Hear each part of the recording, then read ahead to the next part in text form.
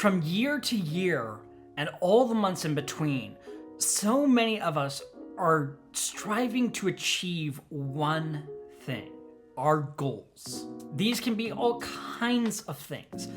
And for a lot of people, they're already near that or have achieved some of those particular things. And for that, I have but two things to tell you.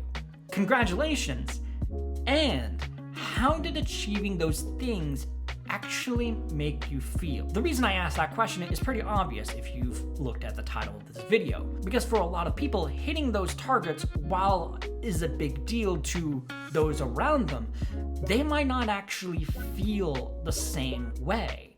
They might not feel the joy of actually achieving that monumentous, life-changing thing. And this feeling of sheer emptiness from achieving something grand is something that continues to linger on for a lot of people. And a lot of people experience this stuff every single day.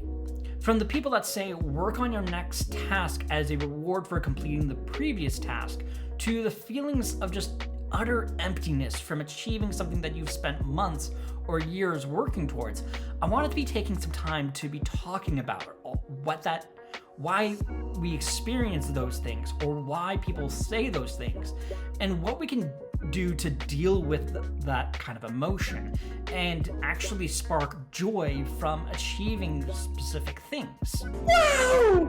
So to help with all of that, here is why your achievements aren't bringing you the same joy that they once were. From what I've gathered, there are three main culprits that I can point to that are the problem here, and they can all be working in conjunction with one another. The first one is a dopamine overload, and it's easy to see why this can be a problem. In our fast-paced society, we've steeped ourselves in an environment where we not only crave more of something, but we are looking for instant gratification. Because of this, achievements deep down for us become more like obstacles or necessary inconveniences in our way, rather than these grand things that we should feel proud of when we actually hit them. It's arguably the mindset that a lot of rich individuals espouse deep down. As great as it may be to constantly be hitting the target and constantly growing and always seeing the number climbing again and again and again, you eventually hit thresholds where certain demands are more unreasonable unless you care little about the individuals that are working with you, or you start exploiting them, or you stop caring about who you are and become a more cold and calculated and heartless individual. Your entire identity becomes nothing but your work and this obsessive goal that you're trying to achieve. Overall, it creates these environments where one values the short-term gains over the long-term results or the potential long-term damages. And it also creates situations where even the short-term stuff can seem unreasonable. For real? A good example of this is the expectation of hitting a certain amount of education in order to get a job. All in all, it's the same sort of sentiment as seeing those job postings where the expectation for an entry-level job is to have 3 years of experience within that field.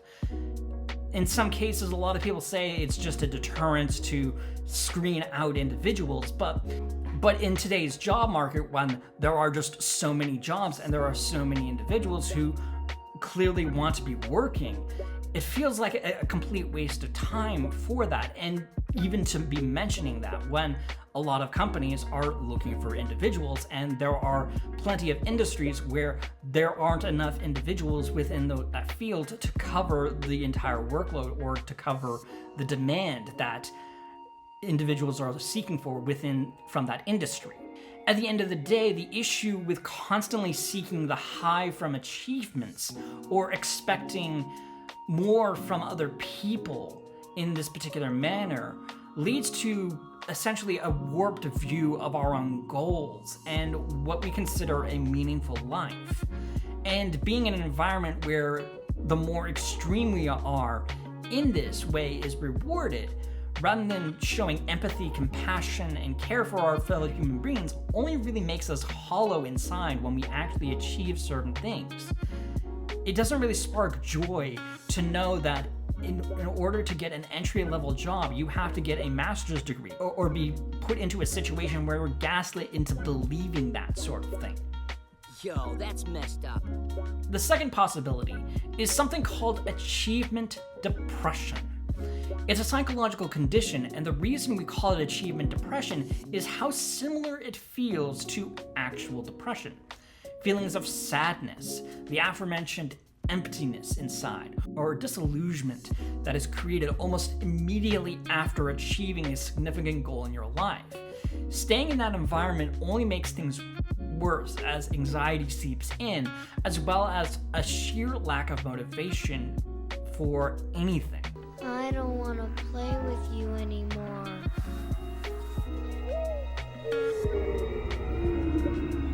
The source for this depression can stem from a lot of different things. Feelings of losing your purpose in life, setting too high expectations for yourself, being socially isolated when working to achieve that goal, or anxiety around the question, so what's next? Or a mixture of all are all valid sources for achievement depression.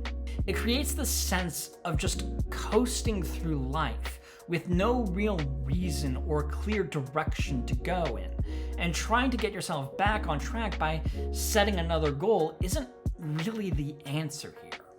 It reminds me a lot of a strategy I heard that was unusual but subtly manipulative.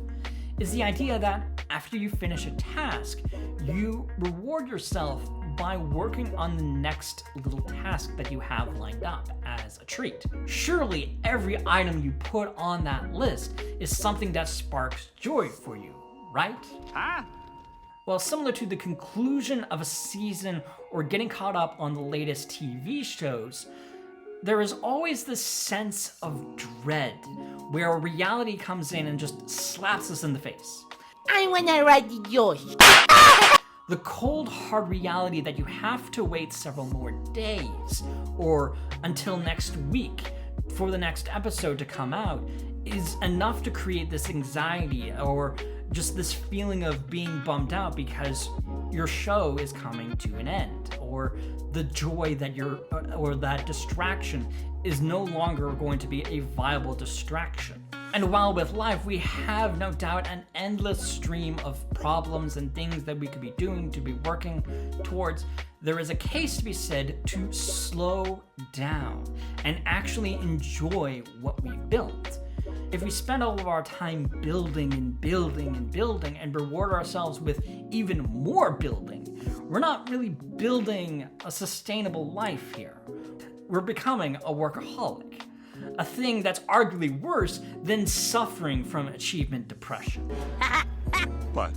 What does that have to do with it? No. He's got a point. The final avenue that I really want to be exploring in this video boils down to the relationship that we have with goals or achievements themselves. As I hinted at in the earlier part of this video, dopamine and the environment that we're in can affect how we see goals and achievements. But what I didn't bring up is how our mindsets can also affect this. Take New Year's resolutions, for example. Beyond the fact that a lot of us don't actually achieve them in the first place, it's worth looking at those who actually do hit their targets or make an effort to work towards them. Even if those things are big and crucial for us, like losing weight, or hitting an income target, writing a book, or something else, it's hard to say whether achieving those things actually contributed to an individual's own happiness. From big promotions to achieving results all around, one thing is clear about our society right now. We love those things, and we place more value into those things above all else. We're willing to brush aside inconveniences or problem behavior so long as numbers keep climbing up and we keep on getting positive results. We get all of those juicy results that we're looking for. we've seen this over the years as people who shouldn't even be in leadership positions or positions of power take those leadership roles for the sole reason of them bringing results or promising that they would be bringing results. In short, it creates this disconnection between people. We consider those with high grades or people with a lot of money as inherently smarter and better people. Meanwhile, those with lower grades are of a lower stature and aren't as good and should not be considered so highly when compared to someone better, even though in certain cases, those don't always reflect the certain qualities of individuals. Beyond that, there's always the labeling and the stereotypes. There's always the starving artist kind of stereotype that a lot of creators and artists and writers are associated with, even though there are plenty of those in the creative industry that are worth billions of dollars and are very successful and have a raving fan base, like Taylor Swift, for example. The list goes on, but this particular aspect comes down to just our own mindset and what we've chosen to cling to and just never questioned. It's a mindset that's been developed in those environments that we're introduced to and never bothered to challenge or ask different questions to. And all in all, it leads to this sort of emptiness for ourselves whenever we try to strive for something, because those kinds of mindsets affect us in so many different ways. All because we're not bothering to be asking particular questions that we should honestly be asking way more of these days. So what can we do to change all of this? Well, in order to change our own mindset about a relationship on something, we need to be taking a much deeper look at ourselves and knowing what those relationships are and seeing how those can actually be problems and make some adjustments.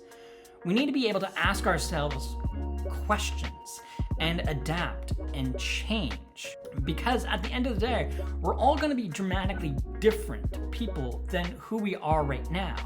So we might as well be a little deliberate about some of the changes that we make in our own lives, right?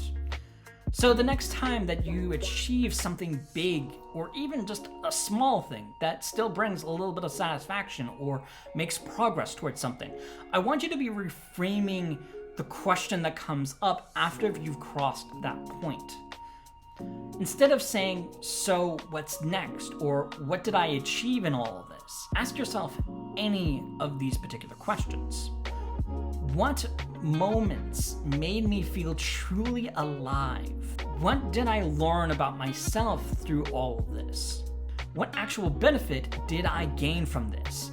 And am I able to share this with other people? These are all crucial questions because I think for a lot of us deep down, we've missed out on what striving for goals and hitting achievements was meant to be like. I feel good.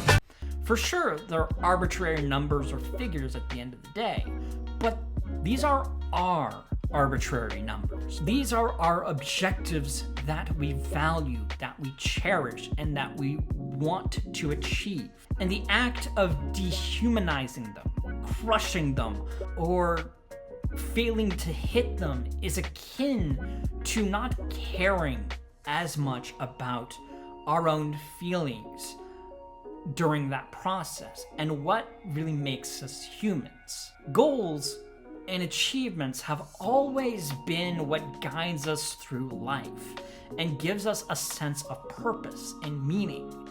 But at some point in time, I feel like we've lost some of that.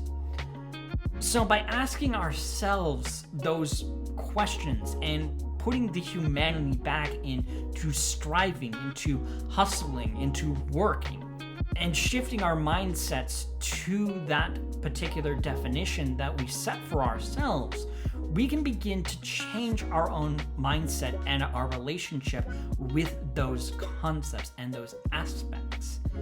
And I'm sure that we can get back to achieving those things that will spark us joy and find the joy even in the process and the journey. And failure to do so will simply make us empty shells, like so many other successful people. Before you go, I would really appreciate it if you left a like on this video, as it would help with the algorithm, and also to subscribe to my channel for more content like this in the future. I love you guys.